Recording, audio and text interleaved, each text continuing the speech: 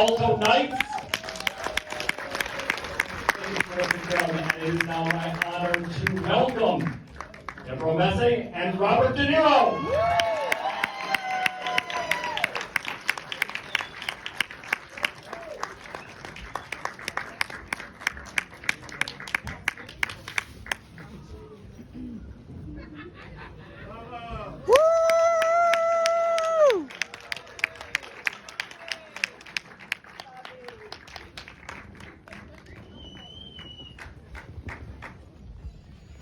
Thank you so much for being here. Welcome, both of you, and congratulations on a phenomenal film. Let's have another round of applause for him.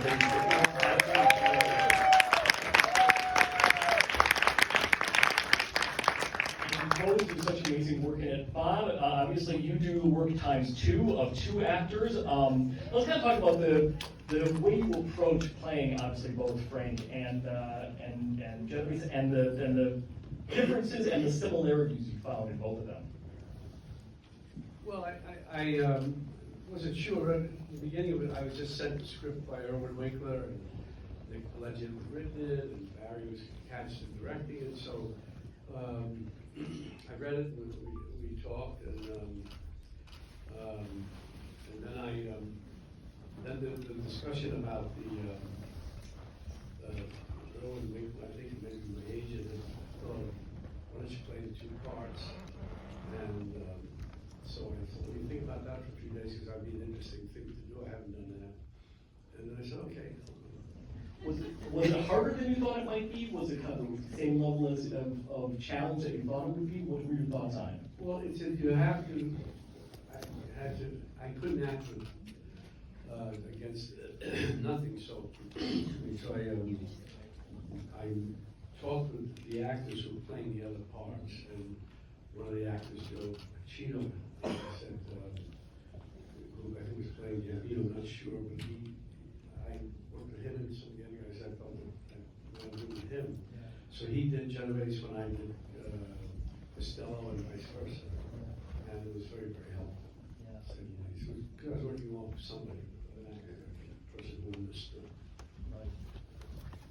So that was it, and then the technical stuff of where the camera has to be exactly, and where we can't stand or stand.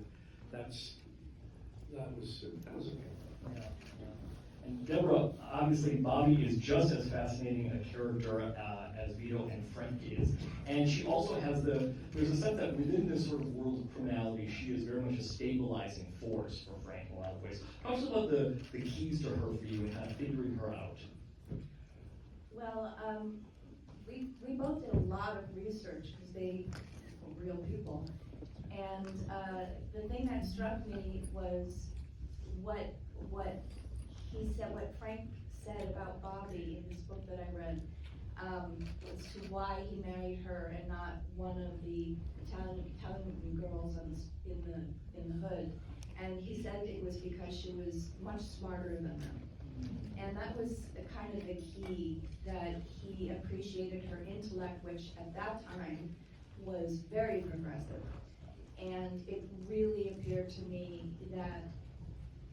that home was the safe space, and that they had a real partnership that was unique and real and loving and trusting, and not something that I'd ever seen in this world of the mob before.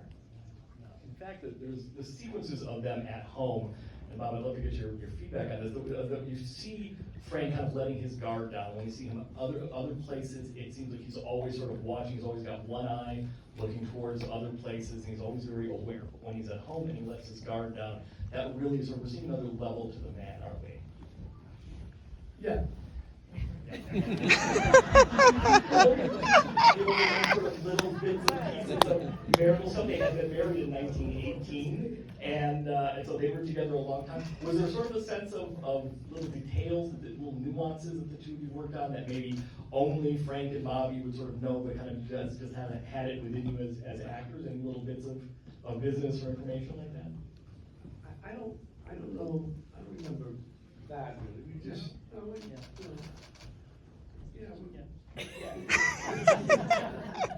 Just think after it. Yeah. I think the fact that we did so much research, Yeah. and there was so much specificity about Frank Costello, and, you know, I mean, I read 7 books just on Frank, so there's so much information that I think that was a really great sort of grounding thing for us when we finally met on the set. And let's talk about, obviously, the relatability in this film, which I think is really interesting, because this is something that obviously it's in, you know, Barry Levinson as a filmmaker, it's obviously in that Nick Pileggi script, it's in both your performances. But while there is violence in the world and tension and criminality, there is also a relatability to the story, and to obviously to the Costello's marriage and to their sort of marital partnership in a lot of ways. This film is also about 2 men, you know, coming from the same place but diverging and going different ways. It's about honor and loyalty and all of that. How important was that relatability aspect to you, Bob, and then Debra, for you as well, in terms of kind of understanding the character, that sense of it not just being a story about the golden age of the Mafia, but being something that we all can relate to? Well, that was important, I would imagine, right? Yeah, I mean, it was a different time, and you had 2 characters. One was the way Genovese was kind of wild in certain ways, and Costello character was a diplomat who even, you know, Genovese says that to him. He was able to keep the peace, keep calm, lead his what he was in charge of, and for many years while he was away. Interesting example of leadership. Yeah. Debra, how about you in terms of how important that relatability aspect was that in the script you were talking with Barry about? I found her very relatable, I think, because she was so progressive for that time, because he did show her such respect and dignity when they were together, and I think that's relatable to modern audiences and modern relationships, that there is a mutuality there, and also just, you know, seeing them at the Copacabana and researching that, you know, they went every single night, and, you know, she loved to have a good time, and he would go downtown when he had to do his business, but she was an uptown girl, and very it was very important to her that the 2 of us try to be welcomed into that socialite world. So there's something to that I think is universal also. And you spoke with her great nephew, is that correct, during Yes. as part of your research? Yeah, tell us about that, Debra. That's so fantastic. I was doing research on Facebook, and I found this site that's Uncle Frank's Restaurant, and it is entirely about Frank Costello. And I thought, oh, wonderful. And I just said, I'm doing a film if there's anyone who has any information. He's like, oh, I'm the great nephew. I spent every day with her the last 2 years of her life. And we just went back and forth, and I just got so much wonderful information from him. And by the way, he wants 4 tickets to the premiere. I just have to bring up one small point too, which I think is just a great character detail, which is that as Bobby is in the elevator after Frank has the attempt on Frank's life, and there's all those cracked mirrors in the cracked glass, and her image is, and then she kind of takes her handkerchief and cleans off the blood a little bit. She was always kind of cleaning the corners, it seemed, right? And always one way or the other, no matter how splintered her reality might be, she was always cleaning up the corners around Frank's life. Is that a good assessment of that? Yeah, I mean, well, what her nephew said was that she was hard as nails in public, but she was very soft at home with Frank. And I think that, you know, that came out of a sense of wanting to protect him and protect us as, you know, a family unit, because they didn't have children. But he was her everything.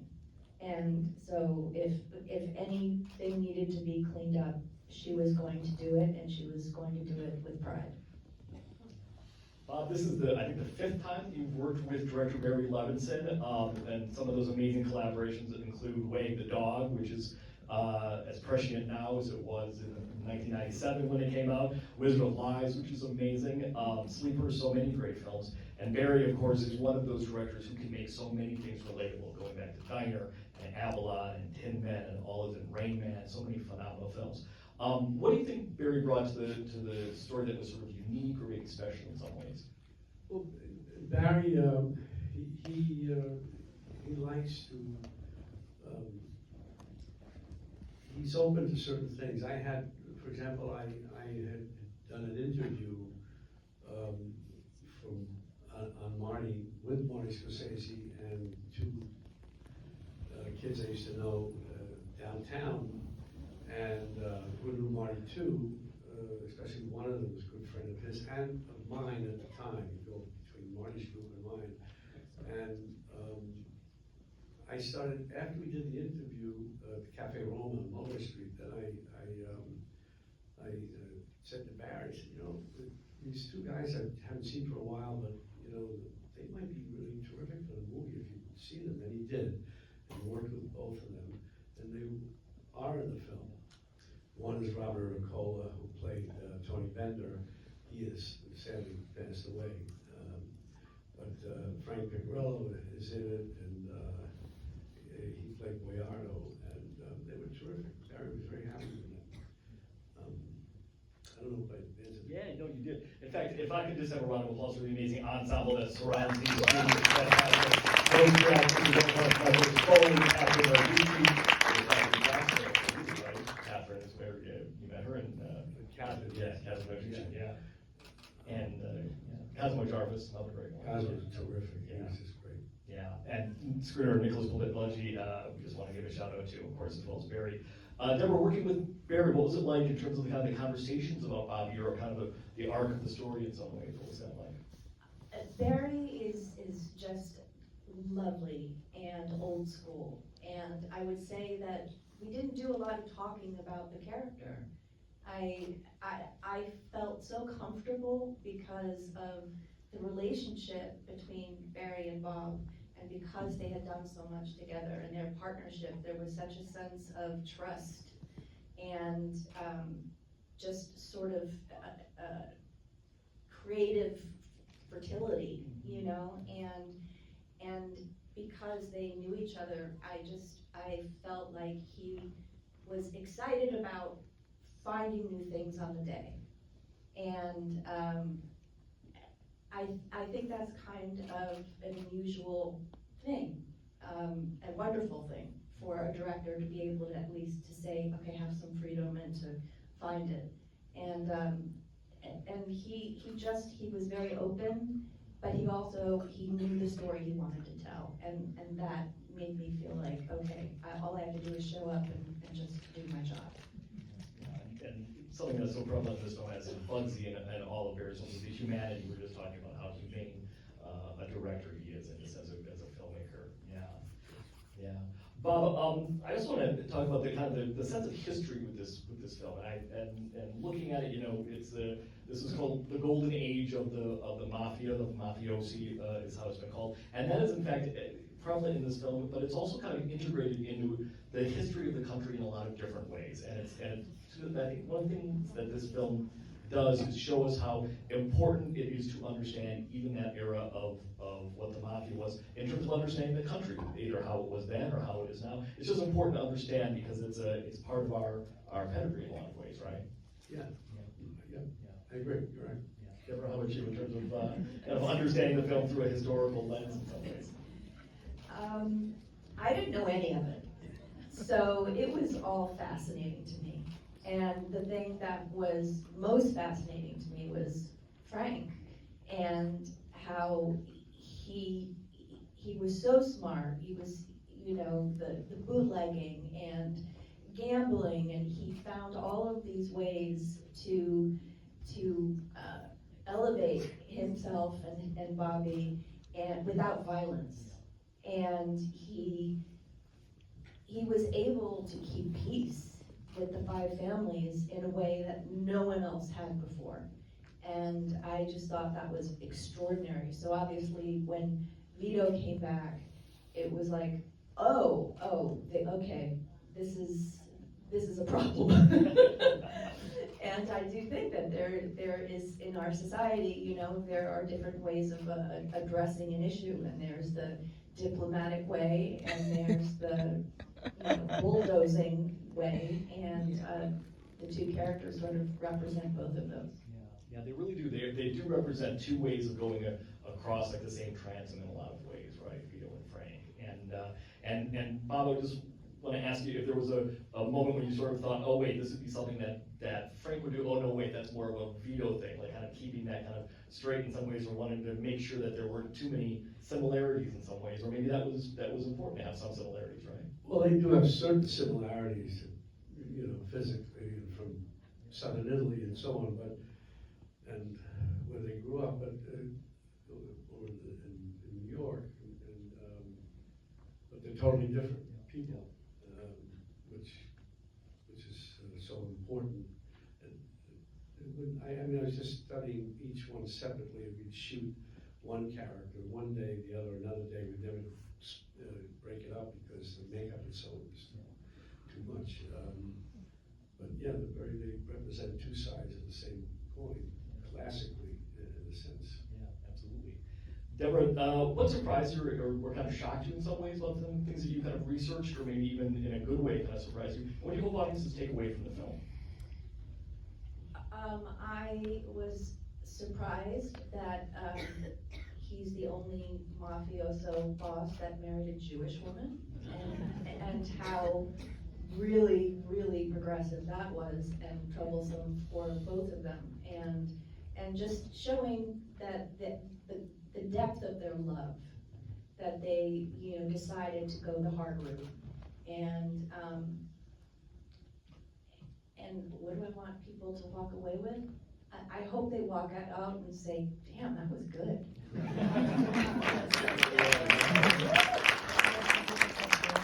To wrap up, Bob, when you were growing up downtown, you were kind of a kid when this was going on in the late 50s. Do you remember it all? Do you remember any kind of headlines or anything, or stories about it going on? Yeah, some. Well, this film is absolutely so memorable, and thank you both for being here. It's phenomenal. Ladies and gentlemen, Robert De Niro, Debra Messing, the film is Alto Knights. Yeah, this is the week. This is the second these guys have done their best to get to, so we'll have it now, and thank you guys so much. Thank you.